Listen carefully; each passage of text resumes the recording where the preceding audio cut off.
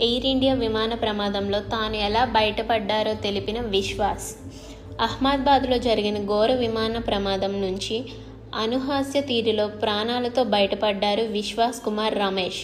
ప్రస్తుతం ఆసుపత్రిలో చికిత్స పొందుతున్న ఆయన ప్రమాద క్షణాలను గుర్తు తెచ్చుకున్నారు.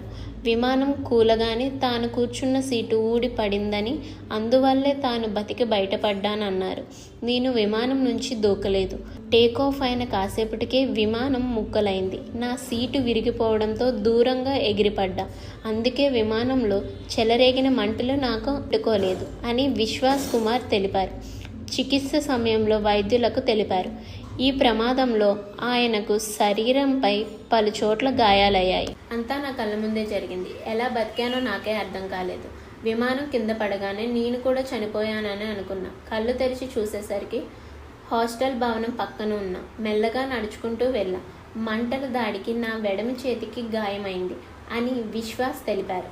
అహ్మదాబాద్ సివిల్ ఆసుపత్రిలో చికిత్స పొందుతున్న ఈ ప్రయాణికుడిని చూడడానికి శుక్రవారం ప్రధాని మోడీ వచ్చారు.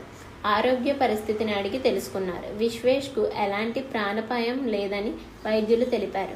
బ్రిటన్లో నివసిస్తున్న విశ్వాస్ కుమార్ గుజరాత్లోని తన కుటుంబాన్ని కలిసేందుకు వచ్చారు. తిరుగు ప్రయాణంలో ఈ ఘటన చోటు చేసుకుంది. ప్రమాదం జరిగిన ఎయిర్ ఇండియా విమానంలోని 11A సీట్లో విశ్వాస్ కుమార్ కూర్చున్నారు. ప్రమాదం అనంతరం రక్తపు మరకలతో నడుచుకుంటూ వచ్చి ఆయన అంబులెన్స్ ఎక్కారు. ఆ దృశ్యాలు వైరల్గా మారాయి. గురువారం జరిగిన ఈ ప్రమాదంలో విమానంలోని 241 మంది ప్రాణాలు కోల్పోగా విశ్వాస్ ఒక్కడే మృత్యుంజయుడిగా బయటపడ్డాడు.